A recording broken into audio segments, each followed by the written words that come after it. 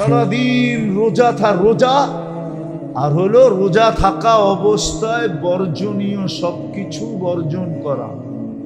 এটা চলবে সারা দিনের যুদ্ধ। কি বর্জনীয় সব ছাড়বে আর রোজা রাখবে। বাংলাদেশে তো মনে হয় না 50% মানুষ রোজা রাখে। আপনাদের ধারণা কি?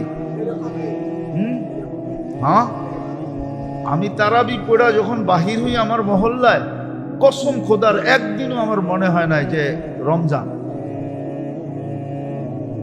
কেন আমাদের খিলগাঁও এলাকাটা সারা বাংলা ঢাকার শহরের ভিতরে খাওয়ার জায়গা না। হ্যাঁ, আগে বেলি রুট ছিল, এখন সবচেয়ে বেশি কোথায়? খিলগাঁয়। মনে হয় না রমজান রহমতের মাস। তখন ভিতর থেকে মনে চায়, জীবনে আমার অনেকবার মনে চাইছে, এখনো মনে চায়, আমার জীবনে, সফরের জীবনে, ভ্রমণের জীবনে, দাওয়াত ও তাবলীগের মেহনতের কারণে আমি দুনিয়ায় যতটুক জায়গায় গেছি, বহুত জায়গায় আমার মনে চাইছে যে আমি সহ জমিনটা দোষা যাবে, আমারও বাঁচার দরকার নেই। পরিস্থিতি দেখে এরকম মনে হয়, বহুতবার মনে হয়েছে। এখনো ডেলি রাত্রে যখন বাহির হই তারাবি পড়া, তখনও মন চায় আল্লাহ আমি সহ হয়ে যাক, কিছু একটা আমার ফ্যামিলি সহ হয়ে যাক। এই দৃশ্য তো আর চোখে দেখা যায় না। রমজান মাস এরকম বরকতের মাস, রহমতের মাস, আর এই মুসলমানেরই অবস্থা।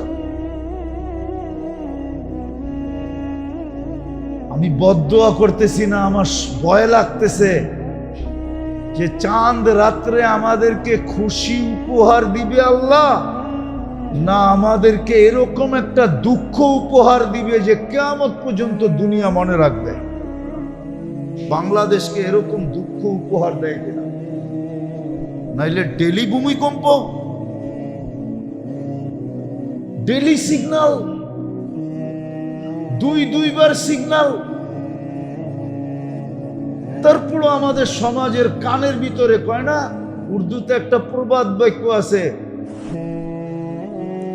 উকুন বলে কানে পড়লে খবর হয় না। কেন? উকুন তো, উকুন কানে পড়লে আমাদের এরকমই খবর হয় না, মনে হয় যে এটা উকুন মনে করতেছে। দুইবার ডেলি ভূমিকম্প রমজান মাসে, তাহলে রহমত রইল কই? ভূমিকম্প হওয়া কি রহমত? তাহলে রহমতের পর্ব রইল কই? আমারে বুঝান। তাহলে তো বোঝা গেল রহমতের পর্ব রইল না। তাহলে দুইবার ভূমিকম্প হয় কি করে? দুইবার সতর্ক করে কি করে? তো প্রথম 10 দিন যেটা ছিল রহমতের, এটা ছিল ফুয়েলের জন্য, পেট্রোল নেওয়ার জন্য, ভিতরে শক্তি অর্জন করার। আর ওটা প্রমাণিত হইতো যদি ডেলি 3 লাইনে আমি বাড়তে পারতাম। কয় লাইনে? কয় লাইনে? সারাদিন রোজা রাখলো এবং বর্জনীয় যা রোজা রাখা অবস্থায় সব কিছু পুঙ্খানুপুঙ্খানুভাবে ছেড়ে দিল। এমনকি সারা দিনে একটা দুনিয়াবি কথা পর্যন্ত মুখ দিয়া বাহির করলো না, তালা দিয়া দিল। এটা হলো সারা দিনের যুদ্ধ। আর সারা রাত্রের যুদ্ধ ছিল তারাবি আর কোরআন শোনা আর ইবাদত বন্দিগি লিস্টি কইরা করা। কেননা আল্লাহ সুযোগ দিছে, নফল ফরজের সমান মর্যাদা পাইতেছে, ফরজ 70 গুণ বেড়ে যেতেছে, তসবিহ হাতকে আল্লাহ 1000 গুণ বাড়ায়া দিছে। সারা রাত্র ইবাদত বন্দেগী তারাবি কোরআন শোনার ভিতরে কাটায় দেওয়া উচিত ছিল। আছে এরকম দেশ, আছে লোক, আছে আমাদের সমাজও আছে যাদেরকে আমরা ক্রিটিসাইজ করি বেশি, যা দেখবেন ওরাই চমকাইতেছে বেশি। এরকম গরিব লোক পাইবেন যে সারা রাত কাঁদতে কাঁদতে কাটায়। আজকে আপনার চোখে গরিব, কালকে কিয়ামতের দিন আপনার আমার চেয়ে বড় রাজা হয়ে উঠবে। হ্যাঁ, ঠিক না? কি মেরে আল্লাহ রসুল দোয়া করবে কেন?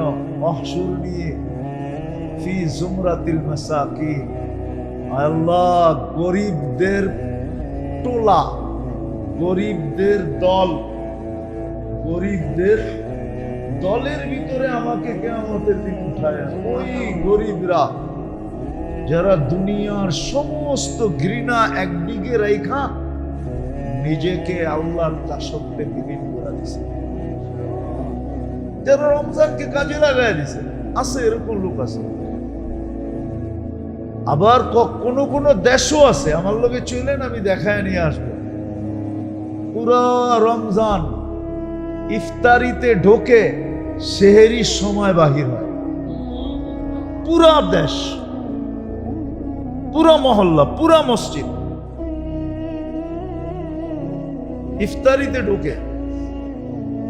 ইফতারি মসজিদে হয়, ইফতারিতে ঢুকছে, সেহেরির সময় বাহির হয়ে বাড়িতে যায় সেহেরি করে, তারপরে আবার ফজর পড়তে আসে।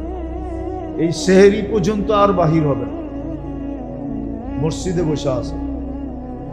যেখানে ওইখানে বসা থাকলেও তো কি কি লাভ না? কি হাদিসে আছে না নাই? একজন ফেরেশতা দোয়া করতে থাকবে, আল্লাহ মাফ করে দেন। আরেকজন দোয়া করতে থাকবে, আল্লাহ রহমত আর কাকে দিবেন ওকেই দেন। তো আপনার ঘরে বয়ে রয়েছে, আরেকজন ফেরেশতা নামাজের সওয়াব লিখতে থাকবে। এই জন্য ওরা ইফতারির সময় ঢোকে, আর ইফতারি পর্যাপ্ত পরিমাণ হয়, যার কারণে প্রথম রাত্রে খাইতে হয় না, একবারে সেহরিতে বেজে। চলুন আমার লোক আফ্রিকার দেশ দেখায় নিয়ে আসবে, ধনী গরিব সব, হাকিম মাহকুম সব। হাকিম মাহকুম বোঝেন?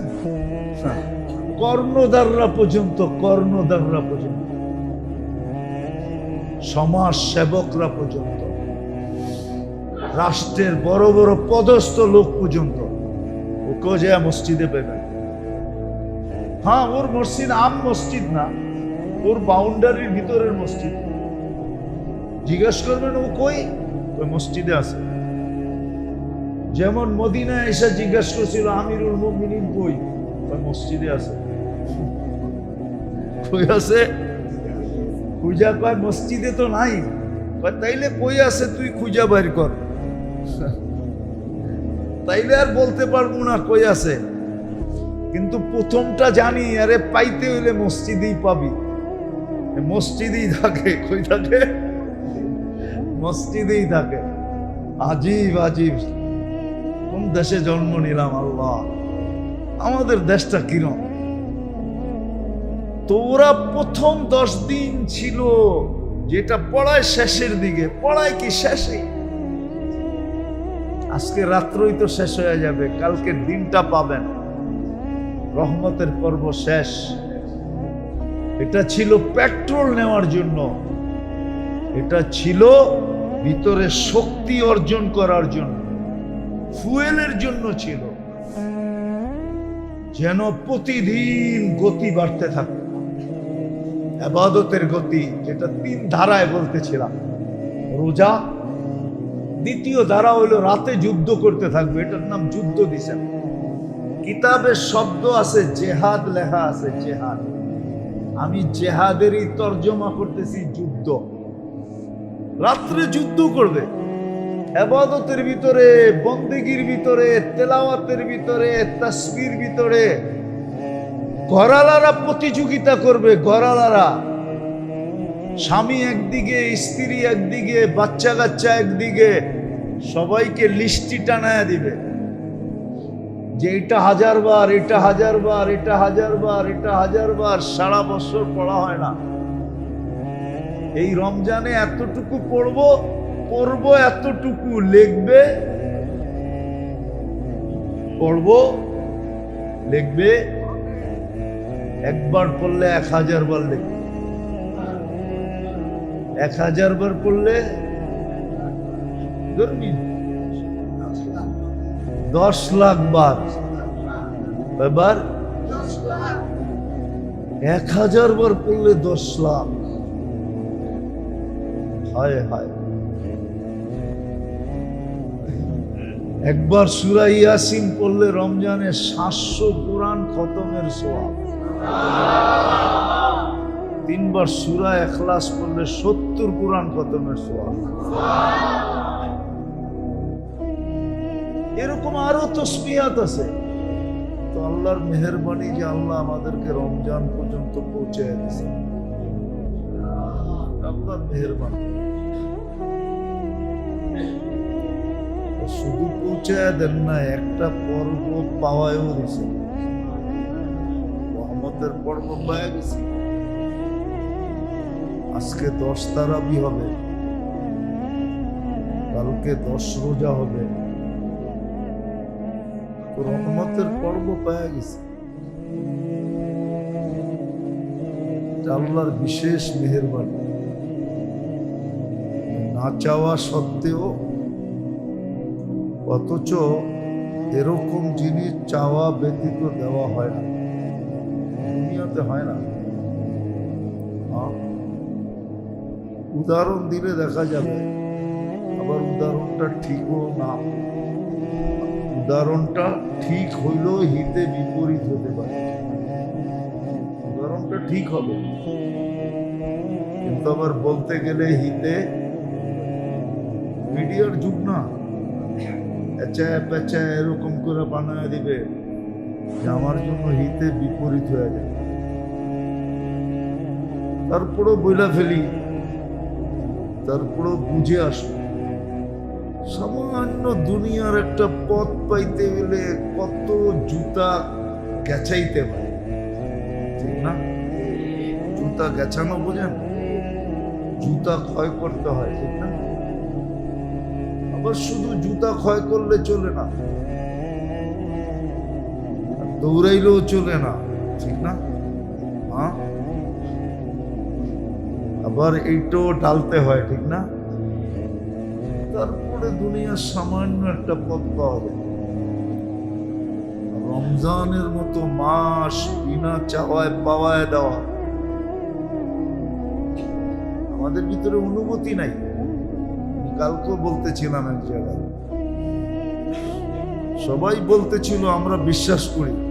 বললাম না, বিশ্বাস যদি করতাম তাহলে সবাই ইফতারের পূর্ব মুহূর্তে রাস্তায় থাকতাম। কাকে জোর কইরা এক ডুব পানি দিয়া রোজা খোলানো যায় কিনা?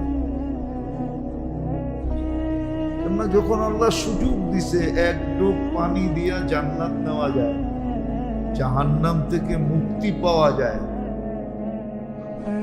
তাহলে সবাই রোজার আজানের আগে রাস্তায় থাকতো পানি নিয়া। যেই পথিককেই পাবো তাকেই হাতে পায়ে ধরে দেখি রোজাটা আমার পানি দিয়া খোলায় দিতে পারে। ও রোজা খুলবে, আমার কপাল খুলবে। এটা কি কপাল খোলা না? এটা তো বিশ্বাস করি, কিন্তু বলি বিশ্বাস করি, এটার নাম বিশ্বাস না। এই বিশ্বাসে কি কাজে দিবে? আমি কপাল খোলাইতে পারি না, এই বিশ্বাস কোনো কাজে দিবে? বলে আমাদেরকে জিজ্ঞেস করেন না, এই বিশ্বাস কোনো কাজে দিবে না। হাদিসের জন্যই ছিল যে প্রত্যেক ব্যক্তি যেন কপালটা খোলায় দেয়, কাউরে রোজা খোলায় আর নিজের কপালটা খোলায়।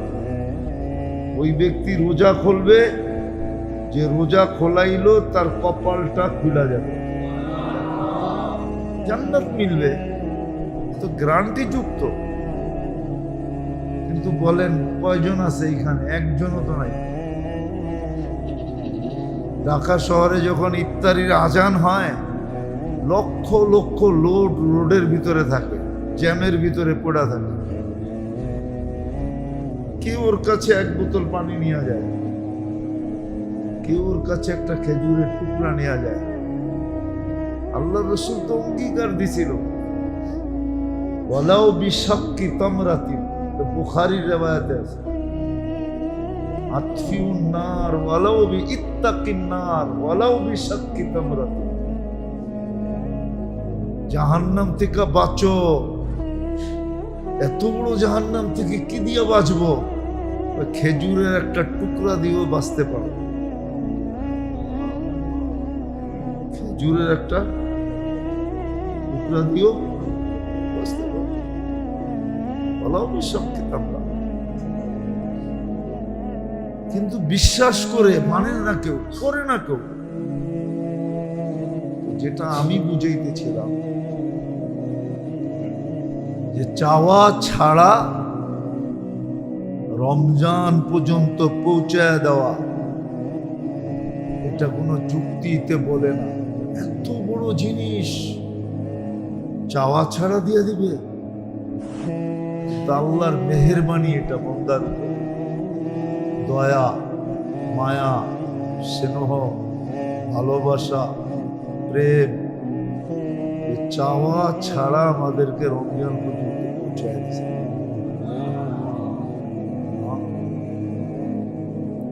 যদি এটার গুরুত্ব না থাকতো, বড়ত্ব, মহত্ব না থাকতো, তাহলে 2 মাস আগের থেকে আল্লাহ রসুল দোয়া পড়তেন। আল্লাহ রসুল দোয়া পড়ছেন, শিখাইছেন, মানে এটা বিরাট বড় জিনিস, বিরাট বড় জিনিস। রমজান কি জিনিস এটার অ্যানালাইসিস এই উম্মতের নাই। যারা পায় নাই ওরা তো চোখের পানি ঝরাইতে ঝরাইতে চলে গেছে, যারা পাইছে ওদের কাছে কোনো কদর নাই। সরকার কা মাল দরিয়া মে ডাল, এরকমই সরকারি জিনিস তো কোনো দাম নাই। মাতৃকোলে বৈশা পায়া গেছি তো কোনো দাম নেই, কোনো কদর নেই। আল্লাহর মেহেরবানি যে রমজান আমাদেরকে পাওয়ায় দিয়েছে বিনা চাওয়ায়।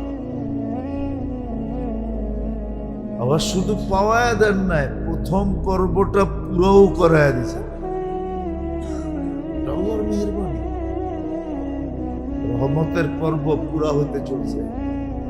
আজকে 10 তারাবি হবে, ঠিক না? কালকে 10 রোজা হবে। রহমতের পর্ব পুরা হতে চলছে। বাকি সামনে 2টা পর্ব রয়ে গেছে। যতটুক স্পিরিট বাড়ার কথা ছিল, স্পিরিট বাড়ে নাই, স্পিরিট বাড়ে নাই। হ্যাঁ, স্পিরিট বাড়ে নাই, বরং স্পিরিট কমে গেছে। এমনিই তো এই বছর জানি না কেন বাংলাদেশের মানুষের বিবেক খোলে না।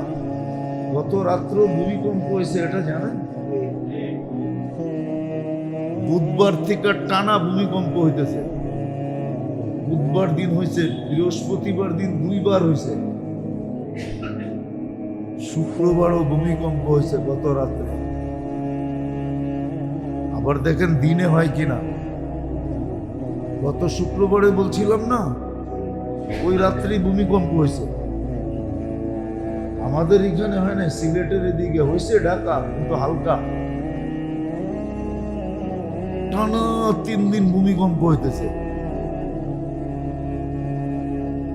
কোন মসজিদে মুসল্লি বাড়তেছে না, খালি কমতেছে, খালি কমতেছে। রাস্তাঘাট দেখলে মনে হয় না যে রমজান মাস। রাস্তাঘাট দেখলে মনে হয় না যে রমজান মাস। হ্যাঁ, মার্কেটটা দেখলে মনে হয় যে সামনে ঈদ বুঝি, এই জন্য একটু কেনাকাটা। রমজান মনে হয় না, মনে হয় সামনে ঈদ, এই জন্য কেনাকাটা। আল্লাহ যদি ঈদ না করতে দিল, কি কোন শক্তি দিয়ে পারবেন ঈদ করতে? আল্লাহ যদি না করতে দিল, এমন পরিস্থিতি আইনা দিল যে ঈদ ভুলা গেল মানুষ।